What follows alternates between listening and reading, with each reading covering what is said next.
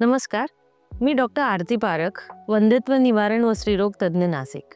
गेल्या 15 वर्षाच्या प्रवासात मी अनेक स्त्रियांना मातृत्वाच्या प्रवासात मदत केली आहे आणि मार्गदर्शन केलेले आहे। या प्रवासात काही स्त्रिया ज्यांना गर्भधारणेच्या वेळेस वारंवार गर्भपात म्हणजेच रिकरंट मिसकॅरेज या समस्येला तोंड द्यावं लागतं, अशा स्त्रियांना उपचार करून एक सक्सेसफुल प्रेग्नन्सी देण्यात एक वेगळं समाधान आहे। या संवेदनशील विषयावर म्हणजे रिकरंट मिसकॅरेज बद्दल आज आपण बोलूया। त्याची कारणं, त्याची उपचार पद्धती जाणून घेऊया।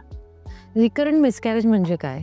तर जेव्हा एखाद्या स्त्रीला पहिलं गर्भपात होतं तेव्हा दुसऱ्या वेळेस नॉर्मल प्रेग्नन्सी राहण्याची शक्यता अधिक असते, पण जेव्हा हा प्रकार दुसऱ्यांदा परत घडतो म्हणजे 2 वेळा गर्भ राहून सुद्धा गर्भपात होतो, तेव्हा त्याला रिकरंट मिसकॅरेज असं म्हटलं जातं। ही एक वैद्यकीय स्थिती आहे आणि ह्यावर निदान व उपचार दोन्ही आवश्यक आहेत।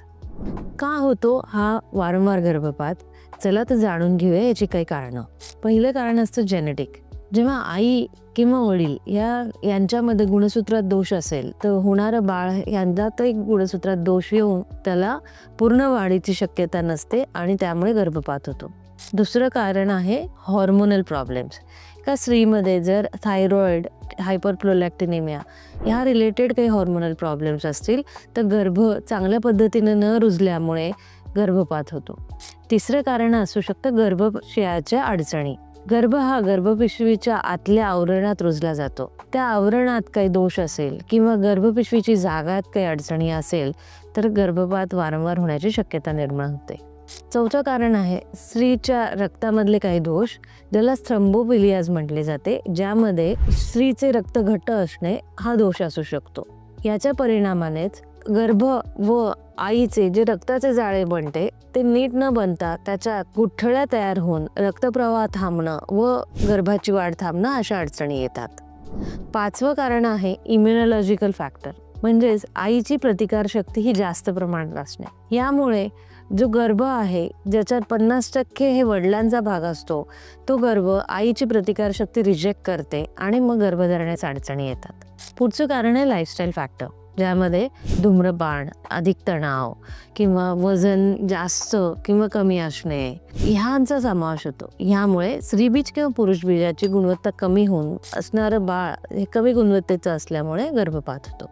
आता कारणच आपण समजून घेतली, पण यावर उपचार काय ते समजून घेऊया। आता हे कारण शोधण्यासाठी काही ब्लड टेस्ट करणं आवश्यक असतं, ज्याद्वारे आपण हॉर्मोनल अडचण आहे का किंवा क्लॉटिंग फॅक्टरमध्ये प्रॉब्लेम आहे का किंवा प्रतिकारशक्ती म्हणजे इम्युनॉलॉजी लेवलला प्रॉब्लेम्स आहे का ते जाणून घेतो। दुसरी टेस्टिंग असते गर्भपिशवीच्या आतल्या जागेची।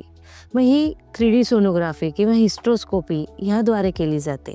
याच्यात एंडोमेट्रियल स्टडी याचाही समावेश होतो। तिसरं कारण आहे की इन्फेक्शन आहे का, त्यासाठी कधी कधी एंडोमेट्रियल बायोप्सी सुद्धा केली जाते। ह्या तपासणीद्वारे नेमकं कारण कुठलं आहे हे जाणून पुढे त्यावर उपचार पद्धती ठरवली जाते। मग उपचार पद्धतीमध्ये जर हॉर्मोनल किंवा ब्लड मधले क्लॉटिंग फॅक्टर्स किंवा इम्युनॉलॉजिकल प्रॉब्लेम्स असेल तर गोळ्या इंजेक्शनद्वारे ट्रीटमेंट केली जाते, ज्याच्यात हिपॅरिन इंजेक्शन, इकोस्पिरिनची गोळी, HCQ गोळ्या ह्या समाविष्ट आहेत।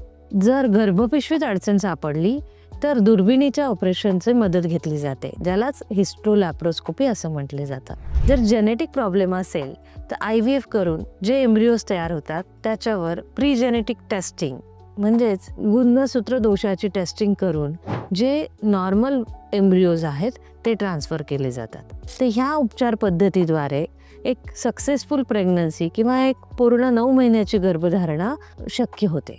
तसेच काही निवडक पेशंटमध्ये इम्युनोथेरपीची सुद्धा मदत घेतली जाते। शेवटला मी एवढे सांगू शकते की माझ्या 15 वर्षाच्या अनुभवामध्ये असे बऱ्याच स्त्रिया ज्या 2 ते 3 वेळा गर्भपात झालेल्या होत्या, त्यांना योग्य निदान करून त्याच्यावरच्या योग्य उपचार पद्धती करून सक्सेसफुल प्रेग्नन्सी राहिली आहे। त्यामुळे तुम्ही निराश होऊ नका।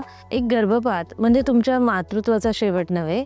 तुम्ही योग्य उपचार, मानसिक आधार व तज्ञांचा सल्ला घेऊन नक्कीच आई बनू शकता। हा व्हिडिओ जर तुम्हाला माहितीपूर्ण वाटला तर व्हिडिओस लाईक करा आणि चॅनलला सबस्क्राईब करा।